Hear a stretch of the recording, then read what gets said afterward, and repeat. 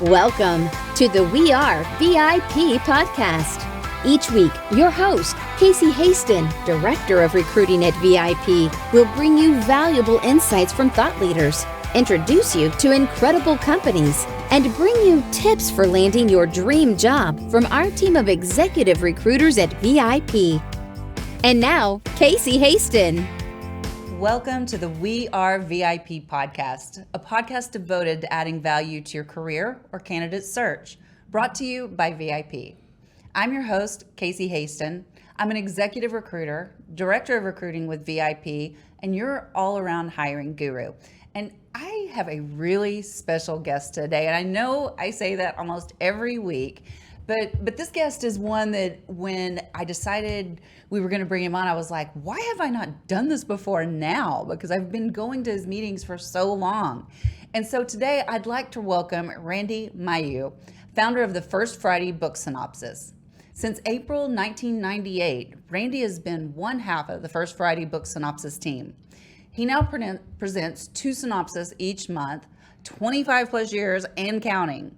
His unique academic and professional background from theology, he spent 20 years in the ministry, to rhetoric, to business, has shaped his diversity and breadth in his offerings. His wide and consistent experiences with book synopsis and briefings keep him current, and his briefings allow him to address a wide array of business issues faced by organizations in every sector. So Randy, thank you so much for joining us today. I'm glad to be here. You know, I can't remember the first meeting I attended or how I got there, but I believe I got introduced to you through Success North Dallas. Does that sound right? That's my best guess, and I know that I've seen you there plenty times. Oh, yeah. You know, and I mean, we were there pre-COVID, and then during COVID, you kept it going through the Zooms, and now you have a very large audience on Zoom. We do, yes. It's a good hybrid audience. Yeah. We have more on Zoom than we do in person, including some people from other parts of the country. Well, you know what I love so much about the First Friday and why I'm so glad that I found it is because, you know, as many professionals, I don't have as much time to read as I would like, and I don't read as fast as I used to, and you know, and I really want to pour into a book. And so when I attend the First Friday, that gives me, like, I can say almost that I've read 2 books at least a month, because your synopsis is so, I always refer to it, I don't know if I've ever told you this, as Cliff Notes on steroids. Okay. I read the books. I very carefully prepare multi-page comprehensive handouts, multiple points, lots of excerpts, the best highlighted passages from it. And so if a person listens to my presentation and actually reads through the handout, it is almost as though they've read the book. And yes, and I love that, but I think it's also a deeper dive because there was a book you presented on a few months ago, and you were talking, I can't remember what it was, but you were giving flavor, like you were reading the excerpt, but then you're saying, now do you understand what this means? And you went back and you were talking about some old ancient traditions. Okay. We were talking about I don't remember. So tell me a little bit about you and how you even got into this. As a boy, I loved reading comic books. Okay. So I read comic books. I would go sit at my little neighborhood store and read them on the rack and then buy them and take them home and reread them. There was a time when I owned the first Spider-Man, the first Fantastic Four. They disappeared long ago. Oh, no. Yeah, they would have been worth something. And then I went from comic books to Hardy Boys, from Hardy Boys to Nero Wolfe mysteries. There was a time when there were more Nero Wolfe mystery books in print by Rex Stout than from any other author in the country. So I read all of those, and then I graduated to serious nonfiction books. So I've always been a reader. Do you know what my first recollection of reading, I tell people all the time that I learned how to read on these books, but I'm pretty sure that's not true. But you know what my first books that I really remember reading? Chronicles of Narnia. Oh, yeah. Yeah. I had a college professor who would read one of those chronicles, a full book, a few minutes each class period for the semester. So That's how I was introduced to C.S. Lewis. Wow, that's amazing. My mom would read to us every night. She was a teacher. I don't know if I ever shared that with you, but she would read to my sisters and I every night. But she would only read a chapter. Yep. And it would make me so mad. And so I was one of those kids. I would get in so much trouble. So we always had Mom leave the hall light on, but I would shut my door. Okay. And I would take my pillows, put them by the door, and read by the hall light coming in at the bottom, the crack under the door. I would take Nero Wolfe books to school, and I would put my textbook propped up, and I'd have the Nero Wolfe Oh, you were book one right of there. those. Yeah, I was one of those. I think I've done that a couple By of the times. way, C.S. Lewis, J.R.R. Tolkien, and one other formed the Inklings, and there's a pub, and I never remember if it's at Oxford or Cambridge, but they've got a plaque, and I have sat in that booth and looked at that plaque. That is interesting because I think I've heard that story before, but I don't remember where that was either. But that is so cool. So you said you were a young boy. Mm-hmm. How old, though? Do you remember how old you were? No, started as early as I could with comic books. So, I don't know, first grade, second grade, who knows? Very young. So how old were you when you turned your knowledge for your thirst for reading into like a career? Yeah. The years I spent in ministry as a preacher, I was always broadly read. And so I would always pull in quotes from books that I was reading. And I was known for that. And so I did that. And then when I left ministry, left that denomination, I met Carl Crayer, my co-founder with First Friday Book Synopsis, and we talked about how much we both loved books and how exactly what you said, people don't have time to read the books, but they want to know what's in them because they need to know what's in them to help them in their work, their business, their life. So we came up with the idea of First Friday Book Synopsis. Well, thank goodness you did. And I mean, this has been going on for just 26 years. You just turned over 26 years. We're in our 26th year. That is amazing. And I love that so you mentioned a number the other day at the last First Friday. How many book synopsis have you given? We have given over 600 Jeez. At the First Friday Book Synopsis. That's 2 books every month, except for one ice storm month. And then I have done for 15 years books on racial justice, social justice, poverty, homelessness for City Square, a large nonprofit in Dallas, 1 book a month for 15 years. So you add those in, and we're at 700, 800 books that I've presented. That is crazy. And I think I remember you telling me one time, you're not the average reader. I mean, because you literally read for a living, yes. Right? But I think I remember you telling me you read like 4 hours a day. I read in 4-hour chunks when I am reading one of the books that I'm presenting. And I don't do that every day, but I do it a lot of days. And I've learned that if I can carve out 4 hours, I take a little ice water break in between. I can do it in shorter periods. I can't do it in longer. I can't read longer than 4 hours. I become a zombie. I can imagine. I mean, I usually can, when I read, I can probably about 45 minutes to an hour is probably about my max, and I got to get up and move. Because in the book Deep Work, Cal Newport says you have to work up to 4 hours. And I think that's right. Oh, I think so too. What are your thoughts on speed reading? I read my books slowly. Okay. Very slowly. Every word, every paragraph, hundreds of highlighted passages. I can skim, and I do read for fun Bosch and Daniel Silva, Gabriel Alon, and all of the mysteries and thrillers. Those I read much faster. But when I'm wanting to learn, I have to read slowly. I don't think you can speed read and learn. I would agree with that. I decided at one point that I was going to learn how to speed read and I did increase my speed, but I don't think that I absorbed as much as I do because, I mean, like, I probably don't learn exactly like you do when I read, but I am one of those that I call it devouring a book. And I go through and I'm highlighting and I'm tabbing and I'm writing in the margins thoughts that I have that were provoked by whatever it was I was reading. And I love, like, I'm one of those people, like, when I do that, like, if I ever need to recall that information, I know which book to go to. I know which page to turn to. I know which, how far down it was on the page. Do you do that too? I did. I did. And I wouldn't remember the page, but I remember left side of the page, first quarter of the book. I switched to Kindle app on iPad a few years ago, and I cannot tell you how much it has improved my capability in preparing the synopses. Really? But now, instead of writing in the margin, which you cannot do on your Kindle app, I remember the excerpts from my handouts. And so that is now my visual, is I remember what part of the page, what I wrote in the margins when I presented it. I throw them away after I present them, the handouts. Really? And that way, when I present them for another audience, when a company hires me, an organization brings me in to do one for a deeper dive, I rework through the handout. It's like rereading the book. Oh, that's so interesting that you throw away your own handouts. Yeah, absolutely.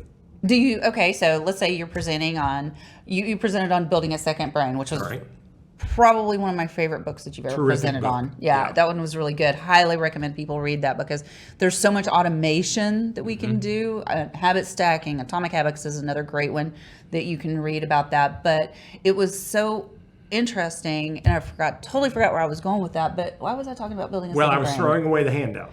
Oh, yeah. And so what happens is the handout doesn't change. Right. It's in my computer. I've got them all. But the things I wrote in the margins, I don't try to remember that. I rework through it when I present it to a second audience, and I write things in the margins. And then I present it from that one, and afterwards I throw that away, because that keeps it fresh. So you're not totally redoing all the excerpts. You're I'm not just doing doing anything. Your notes. Yeah, it's the same handout, just my own notes. So I know it's been proven that reading is good for the brain, but are there certain genres that you think all professionals should read? You've got two different questions. One of them is brain development. Okay. And there are some things that you have to do to read a book to study it. And so to study it, you ask things like, what is the thesis of the book? And you look for thesis quotes. And I do that. You ask things like, what are the key points and the key stories? And my handouts always present those. But genres of books, there are people who learn by listening, so people listen to audiobooks. I don't think that's the same as studying, but for people who have dyslexia or are very busy, that's a lot better than nothing. Right. A lot better than nothing. And I do not remember the details in my thrillers and mysteries like I do the books that I prepare and do a multi-page handout on. Yeah, that is so fascinating. And I tell you, I don't throw away your handouts because I feel so bad because I know you put so much work into it. And I love to go back and refer to them. And I often share them with other people that maybe don't want to get up at 7 a.m. in the morning, even though it is the best breakfast in town. It is. You cannot beat that breakfast. So it's worth it getting up. I mean, otherwise, honestly, I mean, I get a lot over the Zoom when I have to attend by Zoom, but I want to be there because I want the breakfast. And I am handout intensive, yes, both in person and on Zoom. So people who attend on Zoom, I email out the handout. Theoretically, they print it out, and they follow along with pen in hand, and that is the way to do it. This is a study session, not a relaxed session. Exactly. And tell everybody why you want them to have, because one of the interesting things you do during your presentation is you're like, circle this, underline this, put brackets around this. Why do you do that? Research says that people remember things and learn things better when they write some of their own notes. For example, in college classes, students who take notes on a screen, on a laptop, do not do as well remembering as people who write it on paper. And so what I've done is I've created a handout that is a paper note-taking aid in addition to all of the content. That helps people learn. It keeps them engaged. People have to be engaged. I think that's so true. And I love the fact that you are encouraging people to write stuff down, because I think some people look at me like I have two heads when I tell them that there's magic when you put pen to paper. Yeah. And it's, and you've probably heard this term, it's actually called double encoding. And I love that. And I try to mention that as many times as possible to like our young executives or anybody that will listen, because it's just pure magic when you do that. That's right. So, what kinds of books do you usually brief with the leadership team? Well, I have a number of blog posts, and my blog is at 15minutebusinessbooks.com with the blog tab. And I have a number of books that I've written blog posts on, and I say, here are the best books on leadership. Here are the best books on strategy. Here are the best books on customer service. There is no such thing as a best business book. People ask me, what's the best business book? I have an answer to what's the best book. The best book I've ever read is Man's Search for Meaning. Yes, I agree. By Viktor Frankl. Yep. I'm pretty high on The Grapes of Wrath. But there are really close to greatest books on leadership, really close to greatest books on strategy. There is the Bible on time management. And so give me a category and I can give you the best books. So in the field of business books. You know, I love that you have been so gracious with me. I've taken over a new role over the last 6-7 months.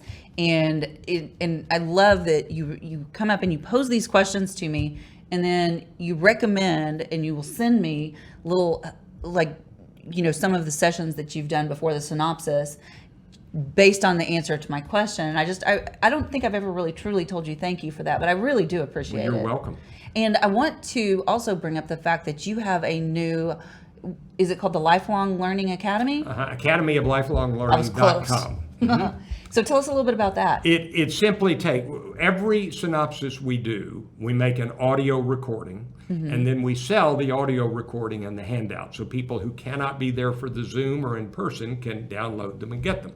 I've bundled books together by theme, books on leadership, books on strategy, books on digital transformation, so people can buy groups of 3 or 4 books at academyoflifelonglearning.com. And I think that is so important that, even if you can't, I feel like there's so much to being there in person, right? Because it's not just we're learning from you, we're also learning from each other, because we have you give us time to have those conversations about the synopsis after you do it.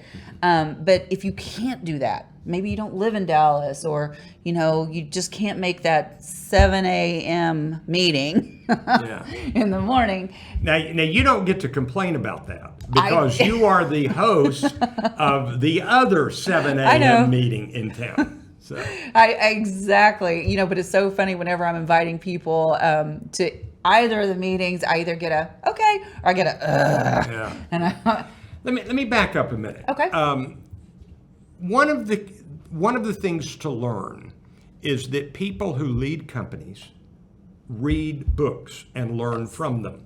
One of the best examples I know of this is in a book called Creativity, Inc., where he doesn't say to do this, but Ed Catmull, who was the CEO of Pixar, who is the genius behind Pixar, literally invented the first animated hand. You can find it on YouTube. He had a PhD in something like engineering. And so he became the leader of a company, and he said, I didn't know anything about leadership. So he went in search of the best books on leadership, read them, and then put into practice what he read. There is a real case to be made that Ed Catmull saved Steve Jobs from disaster, because Steve Jobs was, forgive the bluntness, a pretty big jerk. And Ed Catmull taught him how to be less of a jerk. and when Steve Jobs went back to Apple, he did a better job with people skills. Well, that's Ed Catmull, and that's an example. Ed Catmull is an example of, you figure out what you don't know, you read good books on it, and you put into practice the things you learn. I love that, and I want to, in leadership, I love, and you've presented on so many books on leadership, Jocko Willink, Extreme Ownership and Leadership Strategy and Tactics. Yes, and the book that you presented on the other day by the General, Admiral William McRaven, The Wisdom of the Bullfrog. He was the Navy SEALs leader, and he was the man overseeing the killing of Osama bin Laden. And this is his book on leadership, and it is a terrific book. I love it when you're presenting on a great book, because you get so excited. You're like, this is a good book most of the time, but boy, when it's a great book, you're like, when I say this is a great book, this is a great book. Okay, so we know that we're probably going to end up buying that book, afterwards. Yeah. So that's one. And of course, Make Your Bed. Yep, that's a good one. Yeah, which Carl is did that one. So I don't think I was there when he did that. I think I read that one on my own, but it's a good one, and it reminded me to make my bed. And that's also written by Admiral McRaven, which Correct. is why you mentioned it. Yes. And so that's a really good one. But I also know that you teach a college course on speaking and, just how to be better. And we know a lot of our young professionals, especially our young executives that are just graduating, that they're going out and they're trying to get their first job and they're scared to death and they're shaking in their boots. What's one piece of advice you would give them to help them with their professional skills? My academic training is in theology and rhetoric from the University of Southern California. Everything that Aristotle said has been developed into lifelong learning about speaking. Here's the key to speaking. 2 keys. Have something to say and say it very well. You got to have both of those. Yes. Have something to say and say it very well. Most people neglect training on say it very well. They work on content, but not delivery. Yes. And so you've got to learn both. And all of the rules, eye contact, voice, emphasis, gestures, all of that matters. But it doesn't help if your content is subpar. So have something to say it very well. Warren Buffett said the number one skill for everyone to start out with is to learn how to speak in front of a group. I think that is so important. You know what? You just gave me an idea for our young executives. There you go. I think we're going to do a speaking tour. But one thing that you shared with me that I thought was really, when I first started speaking, and again, thank you, because you're always so gracious with your tips and knowledge, was go back and listen. So yes, you need to have that first, but then go back and listen without watching, watch without listening, and then a third time do it both. To really critique yourself. Have a friend record yourself on your own camera, on your own phone, and then listen without watching. That's exactly right. And watch without listening, and then do both. And that will help you see what you've not done and what you should do, and it will help you hear when you repeat filler phrases and you have poor grammar, etc. So watch, no sound, listen, no watching. It's so interesting the other day because you had pointed out a phrase or some filler words that I was using, and then the next meeting you came back and I'm like, I didn't hear you say that once. I was like, I wasn't even trying. You just planted the seed. Don't say that. That's right. So I think that's really important too, that, you ask for that honest feedback from people. This is the essence of coaching, because people can't see what they're doing and they can't hear what they're saying. Somebody, it's not that they know more, although they may, somebody who is an observer can say, here's where you're slipping up and here's where you need to add. So that's one of the values of a good coach. Oh, absolutely. It's almost, I'm sure you've heard the saying, you can't read the label from inside the jar. That's right. That's what that just reminded me of. Yeah. So as we start to wrap up here, what is the best piece of advice that you would give to a young professional embarking on their career today? Learn widely.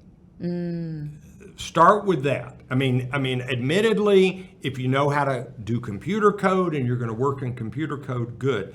There's a wonderful book called You Can Do Anything, The Surprising Power of a Liberal Arts Education. And what it says is that you've got to develop the other skills, what we sometimes call the soft skills. You've got to be able to listen, you've got to have empathy. In order to do that, you have to read widely and you have to keep learning. The number one advice is you do not yet know enough. And you never will know enough. So keep learning. That is perfect. I love that. And I am a lifelong learner. I like to call myself a consummate student. So good. All right. So I am really curious to hear your answers on our VIP questions. Are you ready? I'm ready. All right. So if you were chosen to be one of the first colonists on Mars, what 3 things or people would you take with you? Well, the first thing is I would sign up to go because my belief is they would not have allergies on Mars, and I hate allergies. Oh, mine have been horrible lately. Assuming that I could have my iPad with Amazon and a Wi-Fi connection. Okay. The three people that I would take, if you ask me today, are Gina Davis, James Fallows, and Nell Minow. Gina Davis, the actress, is an activist on making sure that women and everyone else is treated equal, are all treated equally. There's a major article in the New York Times recently about her spreadsheet. So I would love to know how she learned how to pay attention to equal treatment. So that would be. I'm going to have to go look into that. I did not know that about her. Fascinating. And then James Fallows was a speechwriter for Jimmy Carter, as an expert on speaking and a writer for The Atlantic. Okay. I would love to have dinner with him. Nell Minow is the daughter of Newton Minow, who recently died, who gave the very famous America's television is a vast wasteland speech. And she is an attorney and is a film critic for Ebert.com, Roger Ebert's site, and just a brilliant woman. So those are the three people I would want dinner with on Mars: Gina Davis, James Fallows, and Nell Minow. That's my list today. Today. It could change, but today that's a good one. Okay. So what's one thing you do each morning to set your day up for success? Wordle. Explain yourself. It's the New York Times word game. Okay. Because I need something to just empty my mind and get started. Now, I've read multiple daily readings books, some of them Christian, some of them kind of secular. I love those, and I have loved to have, and I do this frequently, one that I especially love is The Daily Stoic by Ryan Holiday. So a brief reading, couple of pages, no more, to start the day. So those are some things I do. Okay. So if your life's work was being summarized in a news article, what would the headline be? He wanted to help people learn. Of course it would. Of course it would. How do people find you? I want everybody to come join us at the First Friday Book Synopsis, which we'll be at this week. That's right. It's Friday morning, 15minutebooks.com. That's where you find it. We started out with 15-minute synopses, a confession. They're now about 25 to 28 minutes. But they're good. They're worth it. You're so entertaining. I mean, you can look across the room if you dare look away from your handout, and you can see everybody's just like, it's like drinking from a fire hose, but it's so good. Yeah. It's such good information. Well, thank you. No, thank you for doing that and for, providing that so that we can still get the information we need if we don't have time to read, as many books as we'd like, and especially not as deep a dive as you do. So, well, thank you. Well, Randy, this has been amazing. I am so glad we finally made this happen. And I just have one last thing to say to you. You are a VIP. Well, thank you, Casey. I enjoyed this very much. Good. And that's a wrap for today. Join us next week here on the We Are VIP podcast. We'd love to know how we can help you be a VIP. To find out more, log on to wearevip.com.